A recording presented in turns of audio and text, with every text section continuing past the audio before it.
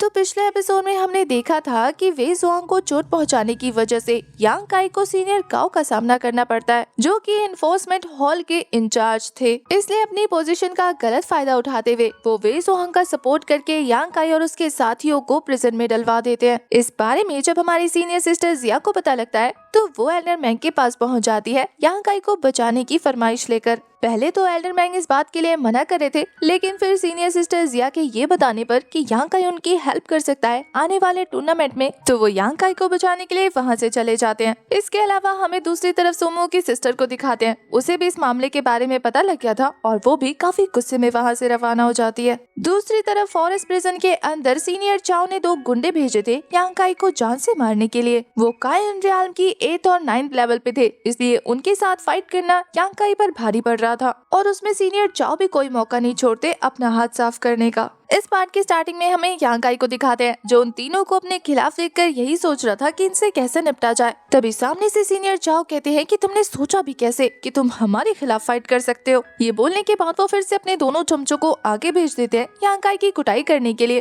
थोड़ी देर तक उनको संभालने के बाद उन लोगों ने अपनी पावर का यूज करते हुए यांग काई की जबरदस्त पिटाई लगानी शुरू कर दी थी। वो तो उस पर लात, घुसे, मुक्के सब की बारिश किए जा रहे थे। ऐसे चोरों की तरह पिटने की वजह से यांग काई की बॉडी काफी बुरी तरीके से इंजर्ड हो चुकी थी और इस चीज से उस स्कल मॉन्स्टर को गुस्सा आने लगता है। उसका गुस्सा उसकी बॉडी पर हावी होने लगा था, जिससे वो नेगेटिव एनर्जी रिलीज करना शुरू कर देता है। जैसे ही इस एनर्जी का एहसास मिस्टर चाओ को होता है, वो फटाफट से अपनी पावर का यूज करते हुए यांग काई को दूर फेंक देते हैं, जिससे यांग काई बैक टू नॉर्मल हो गया था। पर वो यही सोचने लगता है कि ये बंदा इन लोगों को पीछे से सपोर्ट दे रहा है, जिससे मेरे लिए इन तीनों के खिलाफ लड़ पाना और भी ज्यादा मुश्किल हो गया है। मुझे जल्द से जल्द कुछ करना होगा। ये बोलने के बाद वो एक जबरदस्त पंच उस एक बंदे को देकर उसे जमीन पर पटक चुका था। अब एक बंदे को निपटाने के बाद दूसरे वाले बंदे के साथ उसके लिए फाइट थोड़ी सी इजी हो गई थी, पर कल्टीवेशन हाई होने की वजह से वो बंदा उठाकर यांग काई को दूर फेंक देता है। तभी हमें प्रिजन का एंट्री डोर दिखाते हैं, जहाँ से सुयान अंदर आ रही थी। उसे फाइट की आवाज सुनाई देने लगती है। वो समझ जाती है कि ये वही लोग होंगे जिन्होंने सुमो के दोस्तों को कैद कराया है, इसलिए आवाज का पीछा करते हुए वो उसी डार्क रूम के बाहर पहुंच गई थी, जहाँ से उसे देखने को मिलता है कि इन दोनों लोगों ने मार मार के यांग काई को अधमरा कर दिया है। यांग काई की हालत खराब करने के बाद सीनियर चाओ इन दोनों को रुकने का इशारा कर रहा था,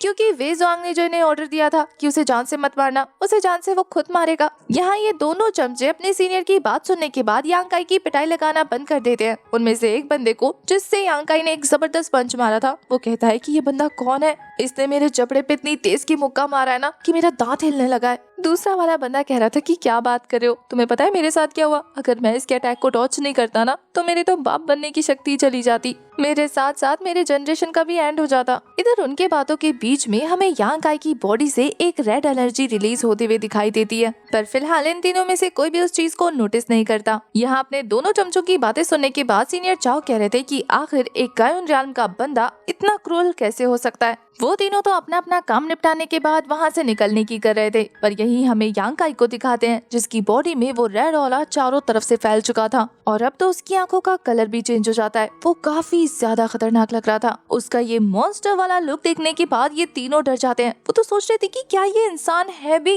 इतनी बुरी तरीके से पिटने के बाद, आत्मरा होने के बाद ये वापस से अपने पैरों पर खड़ा हो गया। ऊपर से इसकी एनर्जी। सीनियर चाओ तो ये सोच रहे थे कि ये जो एनर्जी रिलीज कर रहा है वो किसी कायन रियाल्म के बंदे की बस की बात नहीं है। इसका ऑरा ऐसा लग रहा है जैसे कि वो कीदोंग रियाल्म पर हो। यांग काई उन्हें कुछ भी सोचने समझने का मौका नहीं देता, बल्कि वो तेजी से आगे बढ़ते हुए उन्हें पंच करना शुरू कर देता है। इस बार यांग काई का पंच इतना ज्यादा जबरदस्त था कि वो बंदा ब्लॉक करते हुए भी इसे ब्लॉक नहीं कर पाता, बल्कि उसके हाथ में चोट लग जाती है और वो काफी दूर उड़ता उड़ता दीवार से सट जाता है। अपने चमचे का ये हाल देखने के बाद तो सीनियर काओ को अपनी आंखों पर यकीन ही नहीं हो रहा था। यहाँ यांग काई उस बंदे को दोबारा मारने के लिए आगे बढ़ने लगता है। यहाँ सीनियर चाओ को पता लग गया था कि वो इसे जान से मार देगा। अपने लिए मुसीबत ना खड़ी हो इसलिए वो सामने आकर उस अटैक को ब्लॉक करते हुए अपने विंड स्पिन का यूज कर रहा था। सीनियर चाओ का ये टेक्निक भी काफी ज्यादा पावरफुल था, लेकिन यांग काई इस बार इस पावरफुल अटैक से हिट नहीं होता, बल्कि वो भी अपने फुल फोर्स के साथ इसे अच्छे से ब्लॉक कर पा रहा था। दोनों के ही जबरदस्त अटैक आपस में टकराने की वजह से एक ब्लास्ट होता है और वो दोनों ही काफी पीछे हट जाते हैं। यांग काई तो बहुत ज्यादा पीछे हट गया था। वो दीवार से टकराते हुए भी गिरता नहीं है, बल्कि खुद को संभाल लेता है। वहीं इधर सीनियर चाओ ने इस अटैक के बाद जब अपना हाथ चेक किया तो पूरा हाथ तो आग की तरह जलने लगा था। वो तो ये देखकर कह रहा था कि ऐसा लग रहा है जैसे कि मैंने लावा नदी में अपने हाथ को डुबो दिया हो। ये बंदा अचानक से इतना पावरफुल कैसे हो सकता है। उसके चमचे भी ये देखकर डरने लगे थे, पर वो कहता है कि खड़े खड़े मुंह क्या देख रहे हो, जाओ और जाकर सबक सिखाओ इसे। वो दोनों तेजी से आगे बढ़ते हुए यांग काई को एक जबरदस्त किक मारते हैं, पर इस बार उनके किक का असर नहीं होता, बल्कि यांग काई ही पंच मारकर उन्हें ढेर कर देता है। इस बार यांग काई का एक एक पंच इनको 2.5 किलो के मुक्के की तरह फील हो रहा था। एक एक खाने के बाद ही इनके अंदर उठने की ताकत नहीं बचती। यांग काई को अपने लोगों को इतनी बुरी तरीके से पीटता देखकर ये बंदा सोचने लगा था कि अब इसे एक कदम आगे बढ़ना होगा। सिचुएशन आउट ऑफ कंट्रोल हो चुकी है, अगर अब उसने कुछ नहीं किया तो फिर चीजें और ज्यादा खराब हो जाएंगी। ये सोचते ही वो एक जबरदस्त पाम अटैक यांग काई के ऊपर थ्रो कर चुका था। ये अटैक सच में काफी ज्यादा खतरनाक था। आप यांग काई को देख ही सकते हैं कि वो कितना डरावना लग रहा है और साथ ही ये अटैक कितनी बुरी तरीके से हिट हुआ है। यांग काई को दीवार पर पटकने के बाद इस बंदे को लग रहा था कि अब सिचुएशन कंट्रोल में है। उसे तो लग रहा था कि शायद अब यांग काई उसके इस अटैक को खाने के बाद उठ भी नहीं पाएगा,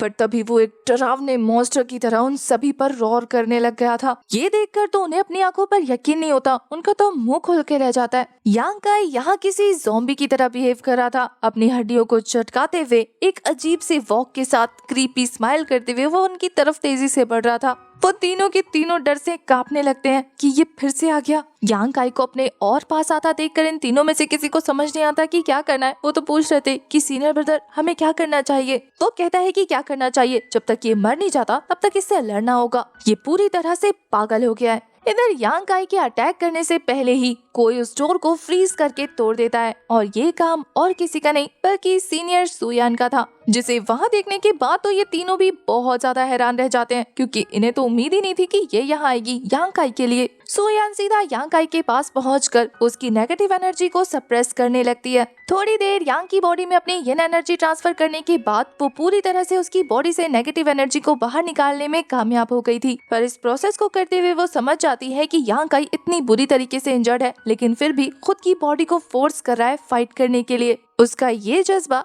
सीनियर सिस्टर सुयान को बहुत पसंद आया था। जैसे ही यांग काई की बॉडी से वो नेगेटिव एनर्जी बाहर निकलती है, वो इतना ज्यादा कमजोर हो गया था कि सेंसेस खोकर वो सीनियर सिस्टर सुयान के ऊपर ही गिर जाता है। वो उसे संभाल कर वहाँ से ले जाने लगती है। साथ ही वो उन तीनों को घूर कर देखकर उनसे पूछ रही थी कि किसने मारा इसे। सीनियर चाओ सीधा सीधा जवाब दे देता है कि हम तीनों ने अटैक किया था उस पर। वो तो वेल डन बोलकर वहाँ से निकल जाती है। इधर ये बंदा राहत की सांस लेते हुए कह रहा था कि अच्छा वाह, सीनियर सिस्टर सुयान ने हमें कुछ नहीं किया, अगर ये हमारे साथ फाइट करती तो हम जिंदा भी नहीं बच पाते। ऐसा सोचते ही उसे अपने चेस्ट के पास कुछ महसूस होता है। वो तीनों ही ये देखकर डर जाते हैं, लेकिन उनके रिस्पॉन्स करने से पहले ही ये जबरदस्त अटैक उनसे हिट हो चुका था। उस धमाकेदार अटैक की वजह से ये बंदा दोबारा अपने पैरों पर खड़ा नहीं हो पाता। इसके मुंह से तो ब्लड आने लग गया था। ये बंदी इतनी ज्यादा पावरफुल है कि वहाँ पर मौजूद नहीं है, लेकिन फिर भी अटैक करके चली गई, वो भी इतना ज्यादा खतरनाक। सीनियर चाओ भी यही सोच रहा था कि जैसा सुना था इनके बारे में, तीनों सेक्ट की सबसे नंबर 1 डिसाइबल, इनसे यही उम्मीद की जा सकती है। यांग को भी इस अटैक के बारे में पता लग चुका था। वो सीनियर सिस्टर से कहता है कि क्या ये अटैक तुमने किया? वो कहती है हाँ। वो कह रही थी कि क्या इन लोगों से तुम अकेले फाइट कर रहे थे? यांग काई हामी भरते हुए कह रहा था कि मेरे 2 और दोस्त हैं, उन्हें भी निकालना होगा यहाँ से। सीनियर सिस्टर सुयान यांग से पूछ रही थी कि सुमो कहाँ है। वो कहता है कि इन लोगों ने पक्का उसे कहीं भिजवा दिया होगा, क्योंकि इनके अंदर इतनी हिम्मत नहीं है कि वो सुमो को भी यहाँ पर कैद कर दे। ये कहते हुए वो सीनियर सिस्टर सुयान को लेकर आ गया था अपने दोनों दोस्तों के पास। सीनियर सिस्टर सुयान अपनी पावर का यूज करते हुए वहाँ का ताला तोड़ देती है। उसने अभी भी यांग काई को होल्ड करके रखा हुआ था, वो भी उसकी बाजुओं से। ये देखकर तो यूटेन सोचने लगता है कि अगर ऐसे सीनियर सिस्टर ने मुझे पकड़ा होता तो मैं तो मर भी जाता तो भी गम नहीं होता। यहाँ सीनियर सिस्टर उन तीनों को अपने साथ बाहर की तरफ ले जाने लगती है, जहाँ अंधेरे कमरे से एकदम रोशनी में आने से उनकी आंखें चमकने लगी थी। बाहर निकलने के बाद वहाँ पर उन्हें काफी ज्यादा क्राउड नजर आ रहा था। इतने सारे लोगों को देखने के बाद यांग काई समझ जाता है कि ये सारे लोग और किसी को नहीं बल्कि सीनियर सिस्टर सुयान को देखने आए हैं। अब वो इतनी बड़ी हस्ती है, हर किसी की मदद तो नहीं करती होगी ना। पक्का लोग यही देखने आए होंगे कि आखिर सीनियर सिस्टर सुयान यांग की मदद क्यों कर रही है। पर सीनियर सिस्टर को किसी का डर नहीं था। वो यांग काई का हाथ नहीं छोड़ती, वो उसे पकड़ कर ही क्राउड के बीच में से लेकर आगे बढ़ने लगी थी। सब लोग तो यांग को बहुत ही ज्यादा घूर घूर के देखने लगते हैं। यूतिन भी लाइक कि यांग काई तुझे नहीं पता भाई, तू अब इनकी नजरों में क्या बन गया है, क्योंकि सीनियर सिस्टर सुयान किसी भी लड़के के इतना क्लोज नहीं गई है जितना तुम्हारे गई है। तुम तो रातों रात फेमस हो गए हो। अब तो तुम्हारे बहुत सारे दुश्मन भी बनेंगे। यही सोच रहा था वो यांग के बारे में। तभी थोड़ा आगे बढ़ने पर काफी सारे लोग हाथ में डंडा लेकर यांग का रास्ता रोककर खड़े थे। सीनियर सिस्टर सोयान उन सभी को रास्ता छोड़ने को कह रही थी कि तभी हमारे यांग को काफी किलिंग इंटेंट फील होने लगता है। ये किलिंग और किसी का नहीं बल्कि एक न्यू मेंबर का था। इस न्यू कैरेक्टर का नाम जिए होंग चैन है, जो कि तीनों सेक्ट का सेकंड सबसे पावरफुल डिसाइपल है। इसलिए वो सीनियर सिस्टर से डरता नहीं है बल्कि कहता है कि कैसी बात कर रही है सीनियर सिस्टर, ये सभी लोग तो अपना काम कर रहे हैं, आप खामखा हमारे रास्ते में आ रही हैं। यूतियान को तो इस जिए होंग चैन पे काफी ज्यादा गुस्सा आ रहा था। वो कहता है कि सेकंड सबसे पावरफुल बंदा होने की वजह से ये सीनियर सिस्टर को कम नहीं समझता। यहाँ अब तक सिस्टर सोयन काफी ज्यादा गुस्सा हो चुकी थी। वो कहती है कि मैंने कहा ना रास्ते से हटो। यहाँ होंग चैन सफाइयाँ देते हुए कह रहा था कि सीनियर सिस्टर, इस लड़के ने रूल्स ब्रेक किए हैं जिसकी वजह से एल्डर आकर इसे सजा सुनाएंगे। उससे पहले हम यहाँ से हट नहीं सकते और न ही इसे जाने दे सकते हैं। अब सेक्ट रूल सुनकर तो यांग काई का दिमाग खराब हो चुका था। वो गुस्से में कहता है कि कौन सा सेक्ट रूल तोड़ा है हमने, जरा बताओगे डिटेल में। वो बंदा तो कह रहा था कि तुमने मर्डर अटेम्प्ट किया है। इसके अलावा एनफोर्समेंट होल की टीम को भी काफी बुरी तरीके से पीटा है। ये सारी चीजें अगर एल्डर के सामने पेश की जाए ना तो तुम्हें लिंगशाओ पवेलियन से यूं निकाल दिया जाएगा। सीनियर सुयान का कहना था कि मुझे ये बताओ कि वहाँ पर ग्रुप फाइट चल रही थी तो फिर तुम्हारे एनफोर्समेंट हॉल टीम के लोगों ने सिर्फ एक साइड के लोगों को ही क्यों अरेस्ट किया? लॉ के हिसाब से तो तुम्हें दोनों टीमों को अरेस्ट करना चाहिए था।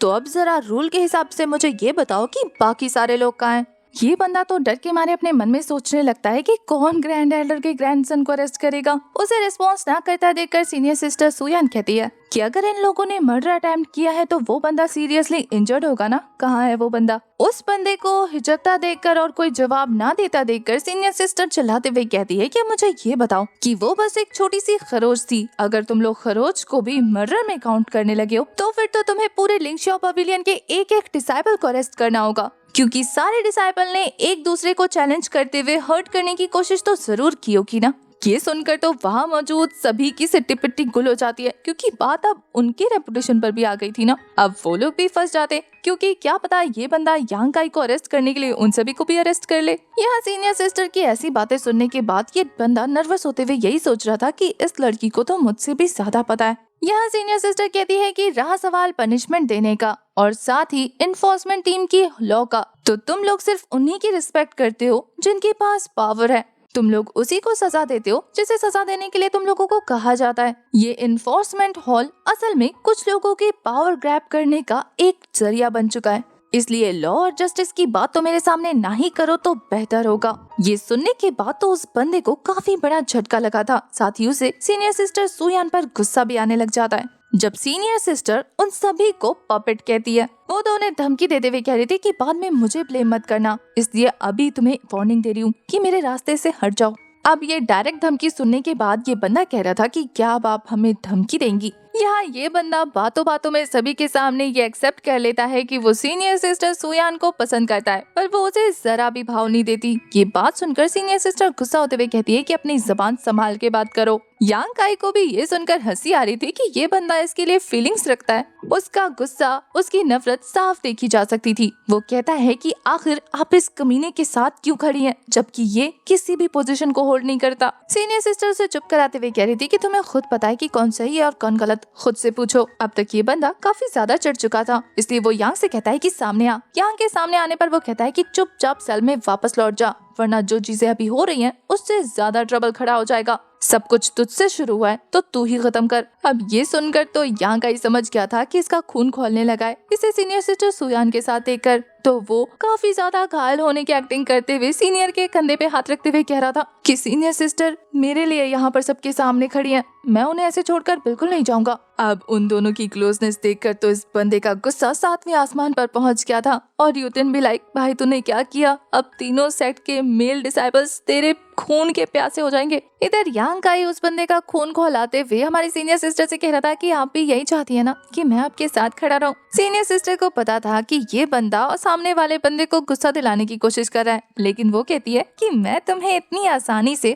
खुद का एडवांटेज लेने नहीं देने वाली, क्योंकि आज तक किसी भी आदमी की हिम्मत नहीं हुई कि वो मेरे इतने पास आ सके। ये बोलने के बाद वो हामी भरते हुए उसे एक पीठ पे मुक्का दे मारती है, जिससे उसकी नाक से खून आ गया था। वो तो उसे रुमाल देते हुए कह रही थी कि देखो तुम इतने ज्यादा इंजर्ड हो कि तुम्हारी नाक से खून आ रहा है। यांग काई को पता लग गया था कि सीनियर सिस्टर टेढ़ी चीज है, इतनी आसानी से किसी के हाथ नहीं आने वाली। वही उन दोनों की ये क्लोजनेस देखने के बाद तो इस बंदे का गुस्सा 7वें आसमान पर पहुंच गया था। वो तो काफी ज्यादा गुस्से में कहता है कि आखिर आपको इस कचरे को छूने की हिम्मत कैसे हुई। वो दोनों एक साथ चिढ़ते हुए कहते हैं कि कचरा किसको बोला। अब सीनियर सिस्टर को उसके लिए स्टैंड लेता देखकर यांग काई कहता है कि लगता है ये इस एक्टिंग में कुछ ज्यादा ही घुस गई हैं। सीनियर सिस्टर के चेहरे की तरफ देखने पर यांग को नजर आता है कि वो काफी गुस्से में उस लड़के को घूर रही है। वो तो बस उन्हें देखता ही रह जाता है और इसी प्यारे सीन के साथ हमारा ये वाला एपिसोड हो जाता है खत्म। वैसे आज का ये एपिसोड आपको कैसा लगा कमेंट करके जरूर बताना और साथ ही अपना फेवरेट पार्ट भी। मैं मिलती हूँ आपसे नेक्स्ट एपिसोड में, तब तक के लिए bye bye, tata, take care.